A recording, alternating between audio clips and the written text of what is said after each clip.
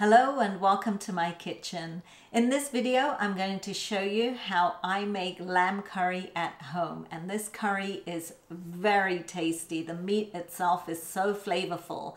And I'm going to be sharing my top tips with you. So let's get cooking.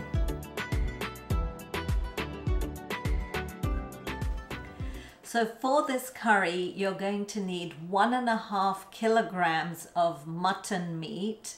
Yes, mutton meat with the bone. Now, using mutton meat is one of my biggest tips because the flavor of mutton is so much better than lamb. Mutton is basically an older sheep. Lamb is a younger sheep. So ask your butcher to cut them into medium-sized pieces. These are about 1 inch by 1/2 inch. Just let them know you're making a curry. And make sure that they have the bones cut up in there as well. But that definitely will make a huge difference because it's gonna take the curry a longer time to cook. The meat itself is very flavorful, but when you cook it with the spices and the onions and you just let it cook all together, it just makes the sauce really tasty and the meat really tasty as well. It's just, oh, yummy. My mouth is watering already. Okay, so the first step for this mutton is to marinate it because mutton meat is a little bit tougher than lamb. So we're going to marinate it to help it tenderize a little bit quicker.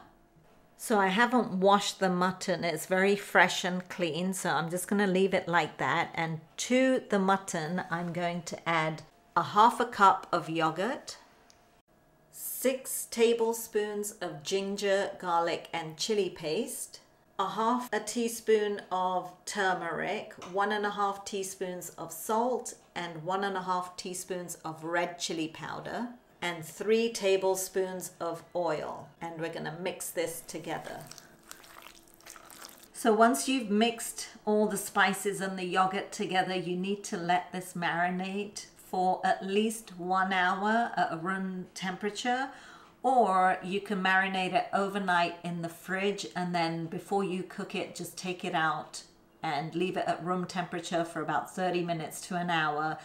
It's much better if you do end up doing it overnight because it allows the meat to tenderize more. But we're going to leave it at room temperature for 1 hour. So while the meat is marinating, I've prepared my onions. So you need 3 cups or 500 grams of finely chopped onions. And I used a food processor to do this because that's a lot of onions. So you need about 2 of these large onions to do that.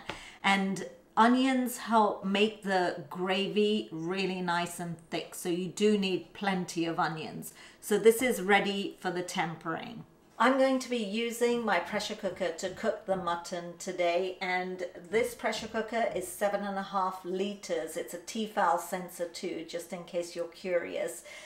The pressure cooking helps tenderize the meat quicker and it tastes great. Now, if you're cooking on the stovetop, the cooking time will vary. Also, if you're using your Instant Pot, the cooking time is going to vary. So I will make a note of those cooking times on my website, so be sure to check that out.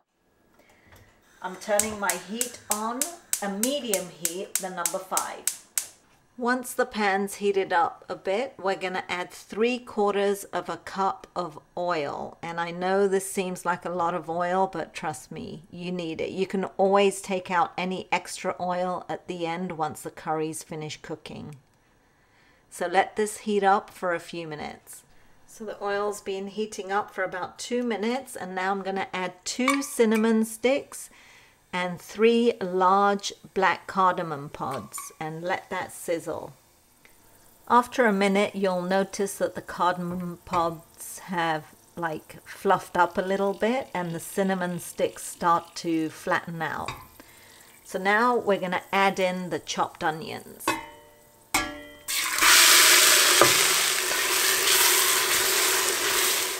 We're also going to add 1/2 teaspoon of Garam Masala and 3 bay leaves.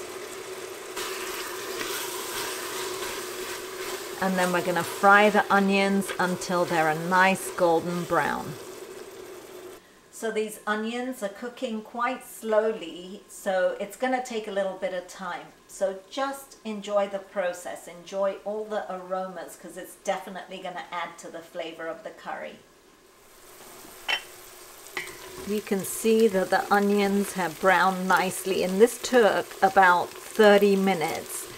And the good thing about this is that it allows the bay leaf, the cinnamon, and the black cardamom pods to release their flavors into the oil as well.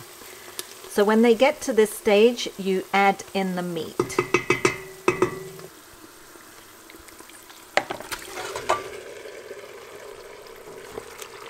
And let this cook until the moisture releases from the meat. When you see some moisture coming out from the meat, then you're going to add about 12 curry leaves, 1.5 teaspoons of salt, and you can adjust that to your taste, and 2 teaspoons of a meat masala. You can use any meat masala or curry powder that you like. This is a meat masala that I got in India. So I'm going to add that and then give it a mix.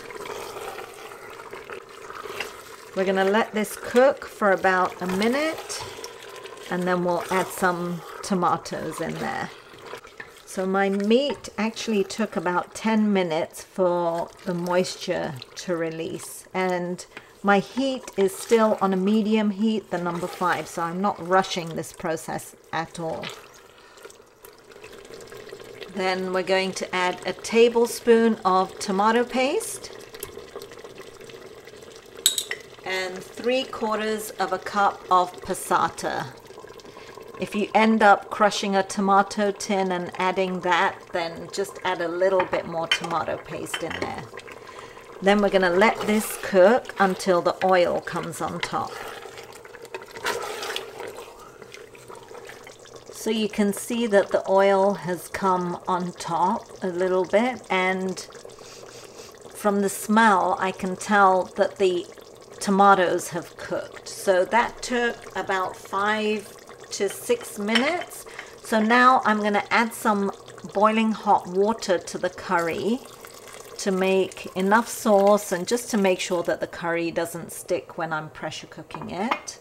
So I added 1 cup of boiling hot water, and I might add some more. There's quite a lot of meat in there, so I might add another 1/2 cup.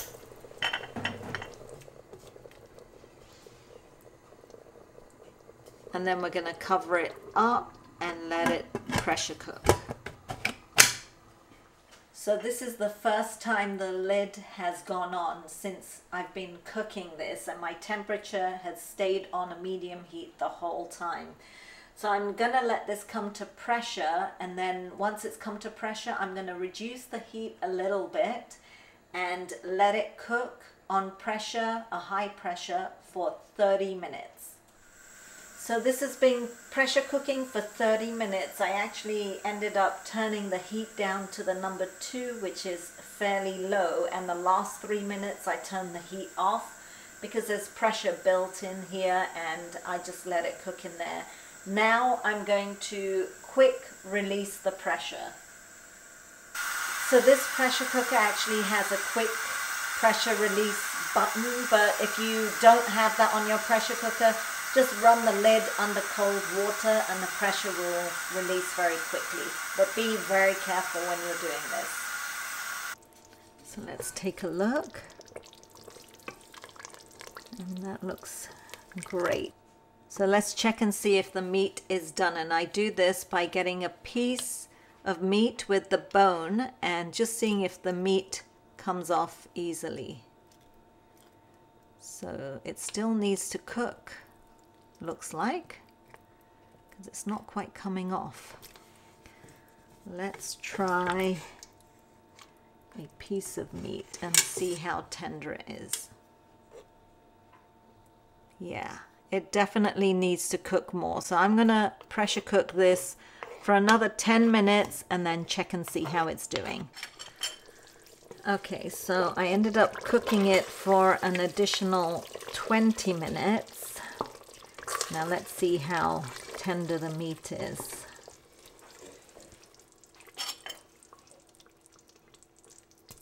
Oh yeah, see the meat's just coming off that. And let's check a piece of meat. Oh yeah, that looks nice and tender. So the thing is depending on how long you marinate the meat and what cut of meat you get, the pressure cooking time will vary. So this is done, and the consistency of my sauce looks really good. So I don't really need to cook this any further. Otherwise, if the sauce was a little bit runny, I'd cook it for another 20 to 30 minutes covered just on the regular stovetop until the sauce was the consistency that I liked it. So now the final step is to garnish it with about a half a teaspoon of Garam Masala and some coriander. And the lamb curry is done. Once the lamb curry is cooked, if you let it sit and settle, you'll notice that any excess oil will sit on the top, and you can remove that with a spoon. So there you have it. There's my lamb curry. Now there's a couple of things you need to know. The longer you marinate the meat, the less time it's going to take to cook. Today I only got to marinate it for an hour, but I know I've marinated it overnight, and it's taken only like 20 to 30 minutes to pressure cook, and then an additional like 20 minutes on the stove because I wanted the sauce a little bit thicker.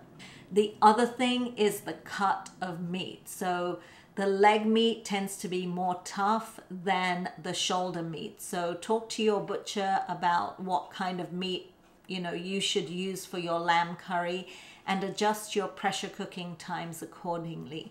But this spice mix and the measurements for the recipe work perfectly. In fact, I actually catered for 50 people at my son's meat party after he got married, and I used this exact same recipe using a little bit less oil, but I used the same spice mixes and everything, and the curry came out really well.